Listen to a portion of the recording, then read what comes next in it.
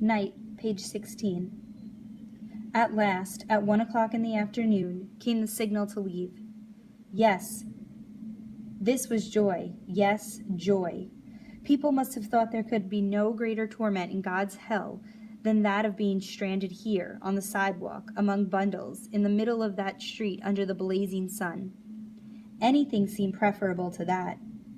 They began to walk without another glance at the abandoned streets, the dead, empty houses, the gardens, the tombstones. On everyone's back there was a sack. In everyone's eyes, tears and distress. Slowly, heavily, the procession advanced toward the gate of the ghetto. And there I was, on the sidewalk, watching them file past, unable to move. Here come the chief rabbi, hunched over, his face strange, looking without a beard, a bundle on his back. His very presence in the procession was enough to make the scene seem surreal. It was like a page torn from a book, a historical novel, perhaps, dealing with the captivity in Babylon or the Spanish Inquisition. They passed me by, one after the other, my teachers, my friends, the others, some of whom I had feared, some of whom I found ridiculous, and all those whose lives I had shared for years. There they went, defeated, their bundles, their lives in tow, having left behind their homes, their childhood. They passed me by like beaten dogs, with never a glance in my direction. They must have envied me. The procession disappeared around the corner. A few steps more and they were beyond the ghetto walls. The street resembled fairgrounds deserted in haste. There was a little of everything: suitcases, briefcases, bags, knives, dishes, banknotes, papers, faded portraits, all the things one planned to take along and finally left behind. They had ceased to matter. Open rooms everywhere, gaping doors and windows looked out into the void. It all belonged to everyone, since no one belonged to anyone. It was there for the taking, an open tomb, a summer sun. We had spent the day without food, but we were not really hungry. We were exhausted. My father had accompanied the deportees as far as the ghetto gates. They first had been herded through the main synagogue, where they were thoroughly searched to make sure they were not carrying away gold, silver, or any other valuables. There had been incidences of hysteria and harsh blows. When will it be our turn? I asked my father. The day after tomorrow, unless things work out. A miracle, perhaps. Where were the people being taken? Did anyone know yet? No, the secret was well kept. Night had fallen. That evening we went to bed early. My father said, "Sleep peacefully, children. Nothing will happen until the day after tomorrow, Tuesday." Monday went by like a small summer cloud, like a dream in the first hours of dawn. Intent on preparing our backpacks, on baking breads and cakes, we no longer thought about anything. The verdict had been delivered. That evening our mother made us go to bed early. To conserve our strength, she said. It was to be the last night spent in our house. I was up at dawn.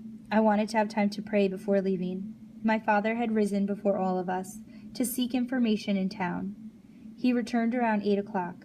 Good news. We were not leaving town today.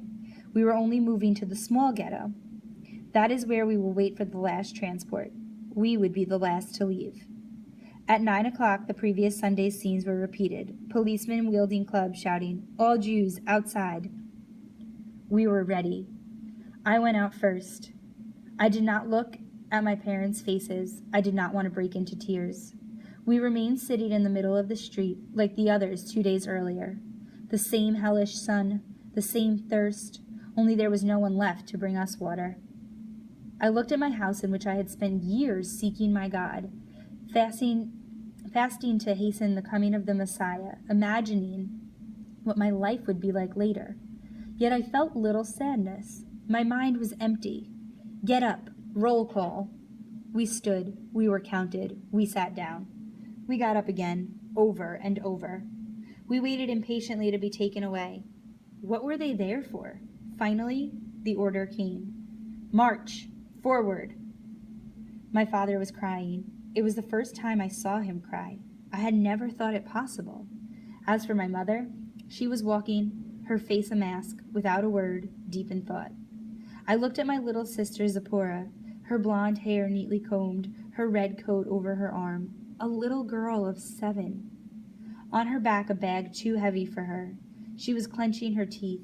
She already knew it was useless to complain. Here and there the policemen were lashing out with their clubs. Faster! I had no strength left. The journey had just begun, and I already felt so weak. Faster! Move, you lazy good-for-nothings! The Hungarian police were screaming. That was when I began to hate them, and my hatred remains our only link today. They were our first oppressors. They were the first faces of hell and death. They ordered us to run. We began to run. Who would have thought that we were so strong? From behind their windows, from behind their shutters, fellow citizens watched as we passed. We finally arrived at our destination. Throwing down our bundles, we dropped to the ground.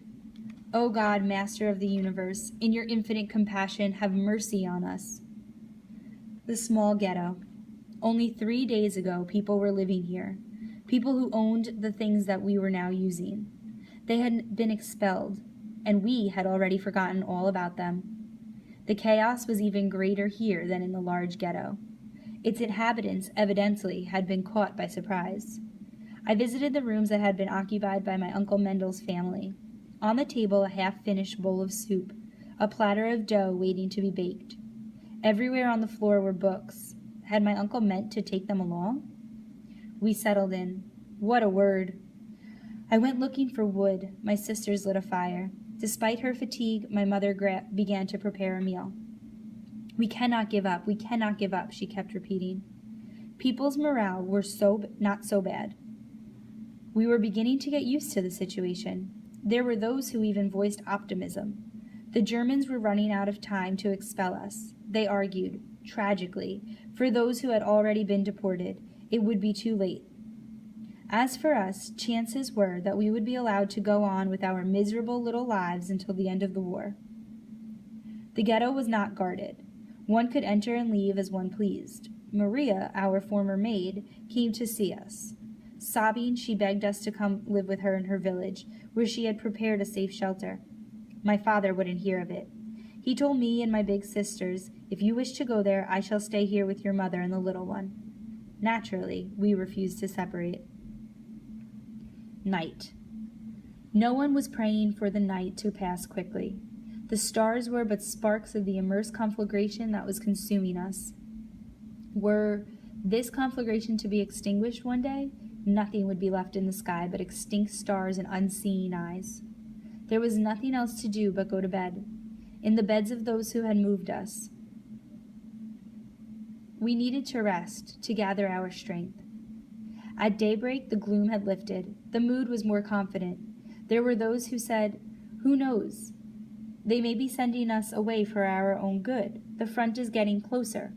We shall soon hear the guns. And then, surely, the civilian population will be evacuated." They worry lest we join the partisans. As far as I'm concerned, this whole business of deportation is nothing but a big farce. Don't laugh. They just want to steal our valuables, our jewelry. They know that it has been buried, and they will have to dig to find it. So much easier to do when the owners are on vacation. On vacation.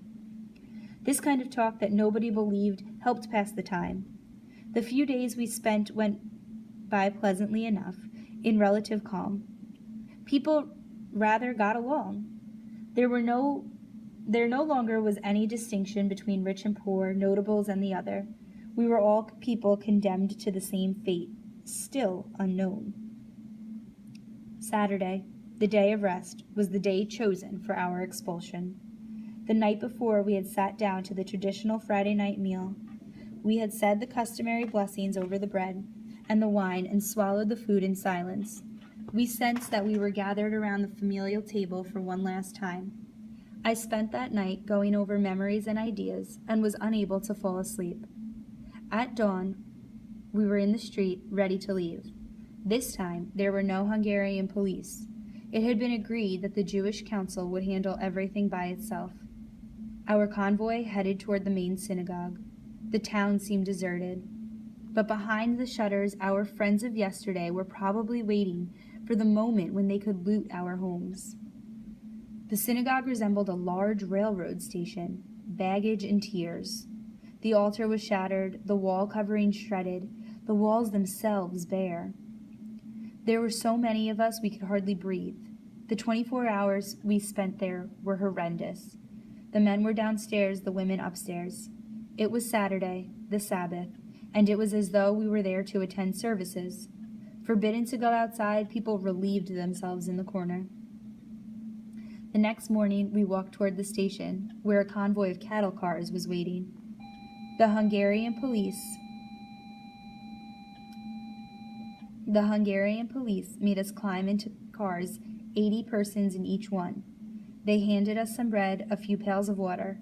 They checked the bars on the windows to make sure they would not come loose. The cars were sealed. One person was placed in charge in every car.